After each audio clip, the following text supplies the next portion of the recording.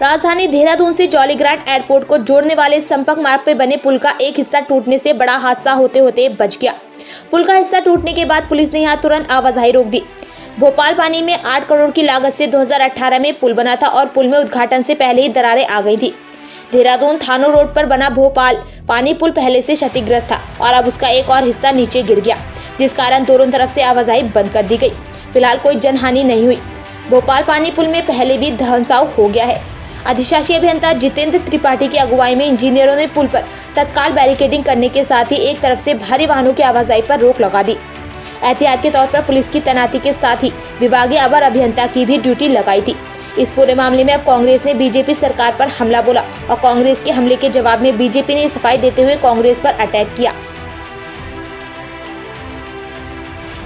और सौभाग्य कहूँगा कि सुल्टे साइड का पुल टूटा। अगर कहीं ये दूसरी तरह को जहाँ और क्रैक्स हैं वो टूटा होता तो निश्चित वहाँ बसासत है, लोगों की दुकानें हैं, घर हैं, अगर वहाँ करा होता तो शायद कोई कैजुअलिटी भी होती और इसमें भी कुछ लोग बचे हैं बाल बाल।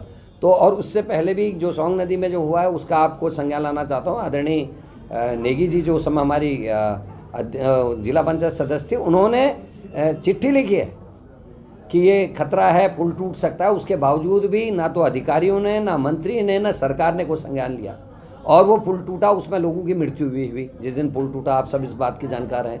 और उसके बाद जब उन्होंने लिखा था पत्र, ये लिखा था 25-30 लाख रुपए में बंदे बन सकते हैं, इसको रोका जाए। अब पुल टूटने के बाद एक तो पुल की जो बनी हुई लागत थी उसका नुकसान हुआ और 3 करोड़ रुपया अभी और लगा है केवल अप्रोच रोड बनाने में और बंदे बनाने में। तो ये जो राजस्व का नुकसान सरकार को हुआ है, इसके लिए जिम्मेदार सरकार के उन कर्मचारी अधिकारियों को जिन्होंने जिला पंचायत सदस्य के द्वारा लिखी गई कार्रवाई पर कार्रवाई नहीं की, अन्य लोगों के उस पर नहीं की गई, उनके खिलाफ कार्रवाई होनी चाहिए और उनकी रिस्पॉन्सिबिलिटी फिक्स की जानी चाहिए। और इसके अलावा यहाँ जितने भानावाला से लेके जितने यहाँ पर फ्लाईओवर्स हैं उनमें आज कहीं गार्डर्स लगा के रोके गए हैं, कहीं उनमें ग्रुपिंग की जा रही है। तो जिन लोगों ने ये गलत काम किया, उन ठेकेदारों के खिलाफ, उन अधिकारियों के खिलाफ जिनकी जिम्मेदारी थी उसकी समीक्षा करना या उसकी देखरेख करना, उन सब के खिलाफ कार्रवाई की जानी चाहिए और सख्त कार्रवाई की जानी चाहिए। 2016 में हुई, लेकिन काम तो 2017-18 में हुआ है।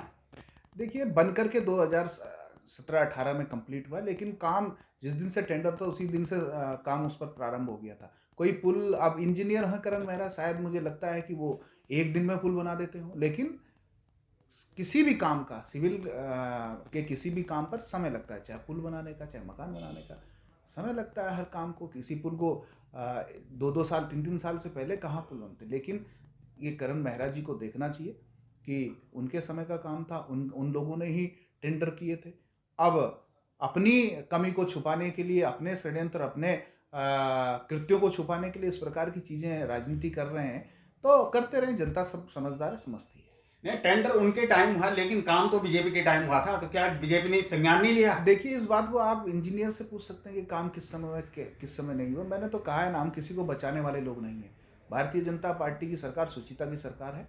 जिन लोगों ने इसमें गलत काम किया होगा, गलत कृत्य किया होगा, वो कोई भी हो, उसको दोषी को सज़ा देना हमारी सरकार की प्राथमिकता है। हम उसे सज़ा देंगे, लेकिन करण मेहरा जी को अपने समय का भी ध्यान देखना चाहिए कि उनके समय से ये सारी चीज़ें चली आ रही हैं। जो उनके समय से सारी चीज़ें चली आ रही हैं, वो जो काम उन्होंने गलत काम किए उनको भी सही करने का काम भारतीय जनता पार्टी करेगी और उनके जो काम जो गलत काम किए हैं और इस प्रकार से गलत हो रहे हैं उस पर भी कार्रवाई करने का काम